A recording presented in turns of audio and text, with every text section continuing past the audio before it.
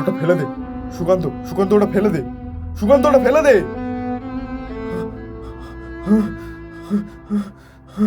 সুকান্তর কানে কোনো কথা যাচ্ছে না।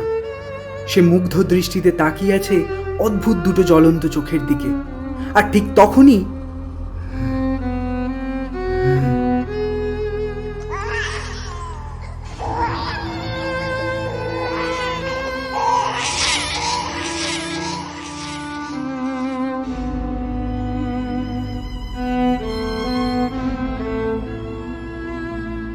গল্পের বেলতলায় আপনাদের স্বাগত। আজ আপনারা শুনবেন সুরজিৎ দাসের গল্প অবলম্বনে দিব্যেন্দু চ্যাটার্জির লেখা একটি অমাবস্যার রাত। আজ গল্প পাঠে সৌমলিন এবং সূত্রধর আমি কুনাল। শুরু হচ্ছে আজকের গল্প একটি অমাবস্যার রাত।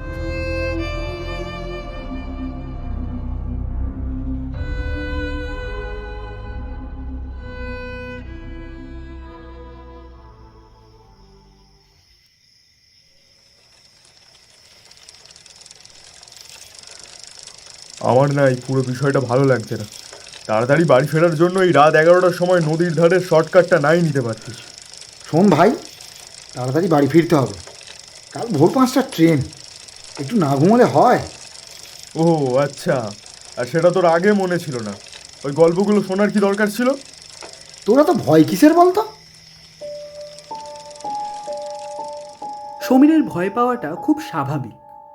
আজ রিইউনিয়ন পার্টিতে খুব জমিয়ে ভূতের গল্প হয়েছে, যদিও সেগুলো ভূতের গল্পর থেকে বেশি অন্য ডাইমেনশনে ক্রিয়েচারদের নিয়ে গল্প। একজন তো এর উপরে নিজের একটা থিওরি খাড়া করে একটা জম্পেশ বক্তৃতা দিয়ে দিল। দেখ ভাই, সব আমার মনে হয় আমরা কোথাও একটা ভুল করছি। যদি সত্যি মানুষ মারা যাওয়ার পর তাদের আত্মা আমাদের ভয় দেখাতো বা কোনো ক্ষতি করত, তাহলে এই যে এত মার্ডার হচ্ছে, এই যে নির্ভয়াকে রেপ অ্যান্ড মার্ডার করা হলো, কই তাদের আত্মা তো এইসব অমানুষদের মেরে দিচ্ছে না। আমার মনে হয় এই যে এত ভূতের কাণ্ড আমরা দেখি বা পড়ি, সবই ভুল দেখানো বা পড়ানো হয় আমাদের।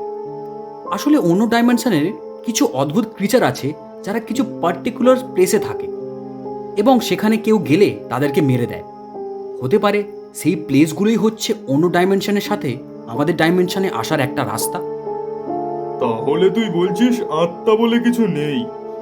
অবশ্যই আছে, কিন্তু তুই নিজে ভাব। আচ্ছা ধর, একটা শাকচুন্নি একজনকে মেরে দিল, যে মারা গেল সেও তো নিজেও ভূত হলো। তাহলে কি দাঁড়াচ্ছে? যে মারা গেল সে আর শাকচুন্নি দুজন মিলে চুলোচুলি করবে, বলবে কেন মারলি আমাকে বল। কেউ যে খাল কেটে কুমির কেন আনবে ভাই? তাহলে বলছিস যে ভূতের ঘটনাগুলো আমরা জানতে পারি সেগুলো সব অন্য জায়গার জীব? একদম, আত্মার থেকে বেশি ক্ষতিকারক অন্য জগতের জীব। নদীর ধারের এই রাস্তাটায় কোনো আলো দেওয়া নেই, তাই এই অমাবস্যার অন্ধকারে দুজনের সাইকেলের ডায়নামো তাদের পথ দেখিয়ে নিয়ে যাচ্ছে। নদীর অন্য পারে ইটভাটাগুলোতে আলো জ্বলছে। সেগুলো দেখলে আকাশের তারা ছাড়া আর কিছুই মনে হবে না। নদীর কুলকুল শব্দ কানে এসে ঘুম পাড়ানি গান শুনিয়ে যাচ্ছে। দূরে অনেকগুলো পেঁচা পালা করে ডেকে উঠছে। কিন্তু এই রোমাঞ্চকর আবহাওয়ার মধ্যেও সমীরের মাথায় একটাই চিন্তা, সেই অন্য জগতের জীব। কিছুদিন আগে এই নদীর ধারে একটা মৃতদেহ পাওয়া গিয়েছিল। তার সারা শরীর কোনো এক অজ্ঞাত জীব ছিন্ন বিচ্ছিন্ন করে দিয়েছে। পুলিশ এই নিয়ে অনেকখানা তল্লাশ চালায়। লাশের পরিচয় এবং অজ্ঞাত জীবের হদিশ না পেয়ে নদীর ধারকে নিষিদ্ধ এলাকা হিসেবে ঘোষণা করে দেওয়া হয়। কিন্তু সাধারণ মানুষ রাতের বেলা এদিক দিয়ে না গেলেও দিনের বেলায় সময় বাঁচানোর জন্য যাবেই। দুজনেই জানতো ঘটনাটা, তাও সময় বাঁচানোর জন্য বুকে সাহস নিয়ে এই রাস্তাটাই বেছেছে ওরা। সুকান্ত অনেক সাহসী, সমীরও সাহসী, তবে ওর মনে একটা কিন্তু কিন্তু ভাব আছে। সুকান্ত সমীরের মনের অবস্থা বুঝতে পেরে বলল, আমি জানি আজকের ওইসব আলোচনার জন্য তোর মনে ভয় ঢুকেছে, কিন্তু ভাই সময় মতো বাড়ি ফিরতে না পারলে না মায়ের চণ্ডী রূপ দেখতে হবে। আর সেটা দুনিয়ার সবচেয়ে ভয়ানক বিষয়। সমীর কিছু একটা বলতে যাচ্ছিল, আর ঠিক তখনই ঘটে গেল এক অদ্ভুত ঘটনা। সুকান্তর সাইকেলের সামনে কেউ একজন লাফিয়ে পড়ল। সুকান্ত তাকে বাঁচাতে গিয়ে টাল সামলাতে না পেরে সোজা গিয়ে পড়ল নদীর ধারে ঝোপের মধ্যে। পেরে দিওনি সুকান্ত, এই সুকান্ত, সুকান্ত! ভাই, ভাই এসে তোল, সাইকেলটার আর কিছু নেই ভাই। সারা রাস্তা অন্ধকার, সাইকেল দুটোর ডায়নামোর আলো বন্ধ হয়ে গেছে। অন্ধকারে হাতড়ে হাতড়ে নদীর পাড় থেকে সুকান্তকে তুলল সমীর। সাইকেলটাও তুলে আনলো। সাইকেলের সামনের চাকার রিং বেঁকে গেছে। ওই দেখো, বেঁধে দিওনি। এটাকে একটা পাশে লক করে তো সাইকেলটা করে যাই, চ। এ বাবা, আরে মনটা প্রথম থেকেই কুড়াচ্ছিল, এ আবার কি অবস্থা দেখ। বাদ দে না, বেশি ভাবিস না। সবসময় জানবি যেটা নিয়ে তুই সবচেয়ে বেশি ভয় পাবি সেটাই ঘটবে। চল এখন। চ। এই এক কাজ কর তো, সাইকেলটা এখানে স্ট্যান্ড কর, প্যাডেল ঘোরা আর ওই মালটার দিকে আলোটা মার। সমীর তাই করলো। দেখা গেল কেউ একজন একটা কম্বল মুড়ি দিয়ে মুখ গুঁজে ঘাপটি মেরে বসে আছে আর নিজের মনেই ফিসফিস করে যাচ্ছে। জোরে প্যাডেল কর ভাই, আলো যেন বন্ধ না হয়। দেখছিলাম আমার সবাই মরবে আর তুইও মরবি।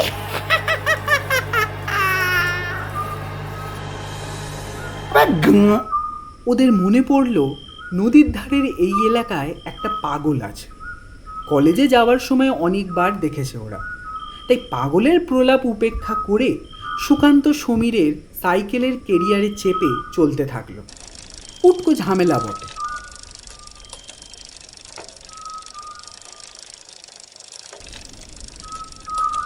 ভাই, কাল তোর কোথাও যাওয়ার আছে? না। তাহলে ভাই তোর সাইকেলটা দিস, আমারটা এসে কালকে ব্যবস্থা করবো। ওরা কথা বলতে বলতে এগিয়ে চলল। অদ্ভুত ব্যাপার, ওরা সেই কখন বড় রাস্তা থেকে বাঁক নিয়ে এই রাস্তায় ঢুকেছে। রাস্তা যেন শেষ হতে চায় না। সাধারণত 10 মিনিট লাগে নদীর পাড়ের রাস্তা পার করতে। কেউ যেন রাস্তাটাকে রাবারের মতো টেনে টেনে বাড়াচ্ছে। ওরা এখনো পর্যন্ত অর্ধেক রাস্তায় পৌঁছলো না। পৌঁছালে ইংরেজ আমলের অফিস ঘরগুলো চোখে পড়ত। এই নদীর ধারের একটা বিশেষত্ব এটাই যে এখানে ইংরেজ আমলের প্রচুর অফিস ঘর আছে, যদিও এগুলো এখন সবই প্রায় ভেঙে গেছে। কথায় কথায় ওরা অফিস ঘরের সামনে উপস্থিত হলো। ভাই সমীর, মনে আছে এখানে কি হয়েছিল? দেখ, ও ভালো হচ্ছে না ভাই এসব। আমি তোকে ফেলে দেবো সাইকেল থেকে। ভিতর দিন চালা। এই, তুই কি একটা ব্যাপার লক্ষ্য করেছিস? আমরা অনেক আগেই নদীর ধারের রাস্তায় ঢুকেছি, কিন্তু এখনো রাস্তাটা পার করতে পারলাম না। আজ সব থেকে বড় কথা, এতক্ষণ হাওয়া দিচ্ছিল, পেঁচা ডাকছিল, ঝিঝি ডাকছিল, সব হঠাৎ করে কেমন যেন একটা নিস্তব্ধ হয়ে গেল না? তুই একটু বেশি ভাবছিস ভাই, এসব কিছুই না। তাড়াতাড়ি চালা, না পারলে বল, আমি তোকে চালিয়ে নিয়ে যাচ্ছি। কথাটা শেষ হলো না সুকান্ত। রাস্তা থেকে কিছু দূরে একটা সদ্যজাত শিশুর কান্নার আওয়াজ শোনা গেল। যা বাবা, বেঁধে দিওনি। বাচ্চাটা কোথা থেকে কাঁদছে দেখতে। এই এই এই এই না না, এসব ফাঁদ ভাই। আমি আগেও শুনেছি এইভাবেই ওরা টোপ ফেলে মানুষদের ডাকে। কি ইনসেনসিটিভ কথা বলছিস তুই? তোকে দাঁড়াতে হবে না, আমি নেমে যাচ্ছি। সুকান্ত সাইকেল থেকে লাফিয়ে নেমে গেল। সমীর আর কিছু না বলে দাঁড়িয়ে গেল। অন্ধকারে কিছু দেখা যাচ্ছে না, শুধু বাচ্চাটির কান্নার আওয়াজ পাওয়া যাচ্ছে। সুকান্ত কান্নার আওয়াজ শুনে বাচ্চাটিকে খোঁজার চেষ্টা করছে। তুই জানিস না এখানে রাতে কি হয়? আর সব শুয়ারের আনন্দ নেবে আর নিষ্পাপ বাচ্চাগুলোকে এখানে ফেলে দিয়ে যাবে। কিসের এত চুলকানি খেয়ে? সমীর সাইকেলের ডায়নামোর আলোটা ফেলল সুকান্তর দিকে। Thank you brother. এই যে দেখ তোর ভূত। সত্যি সত্যি একটা সদ্যজাত শিশু একটা কাপড়ের মধ্যে মুড়ে পড়েছিল। শিশুটা তখনও কেঁদে যাচ্ছে। কাঁদিস না বাচ্চা, কাঁদিস না, তোকে সঠিক জায়গায় কাল দিয়ে আসবো, চল। সুকান্ত বাচ্চাটাকে কোলে করে আগে আগে যাচ্ছে। সমীর সাইকেলে চেপে তার পিছনে পিছনে। সাইকেলের আলোটা খুব মৃদুভাবে রাস্তার উপর পড়েছে। কাঁদিস না ভাই, আমার কাল ভোরে ওঠা আছে, কাঁদিস না প্লিজ, কাঁদিস না। সমীরের মনটা কু ডাকতে শুরু করেছে, নিশ্চয়ই কিছু একটা হবে। হঠাৎ করেই হাওয়ার বেগটা বেড়ে গেছে, নদীর গতিবেগ বেড়ে গিয়ে পাড়ে আছড়ে পড়ছে।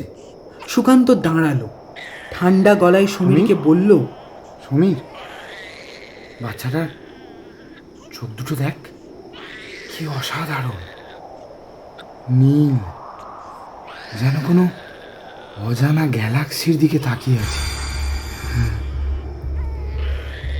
এই অন্ধকারে ঠিক করে মানুষ দেখা যাচ্ছে না, আর ও একটা বাচ্চার জ্বলন্ত চোখ দেখে নিল।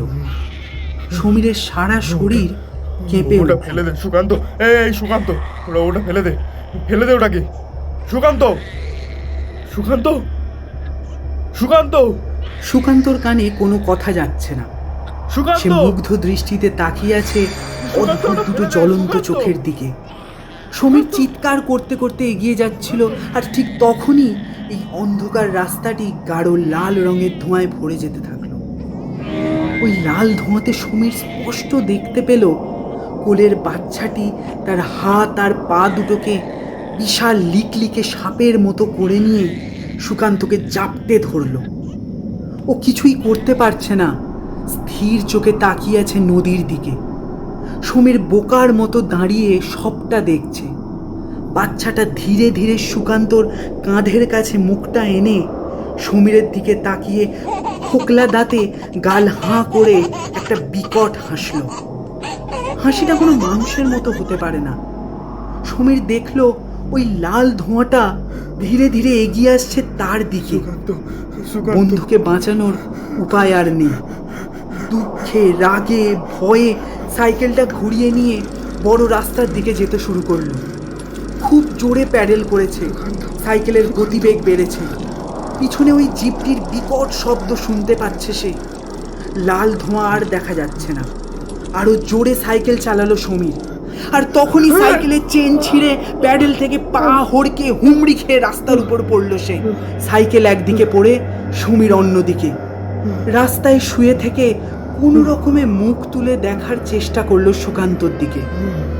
আবছা চোখে দেখলো লাল ধোঁয়াটা রাস্তা থেকে সরে চলে যাচ্ছে ইংরেজদের ওই পুরনো অফিসের দিকে। বন্ধু হারানোর দুঃখে, শারীরিক যন্ত্রণায় ফুঁপিয়ে উঠল সে। অজ্ঞান হওয়ার আগে সে শুনতে পেল কেউ একজন কানে ফিসফিস করে এসে বলছে, সবাই মরবে আর তুইও মরবি।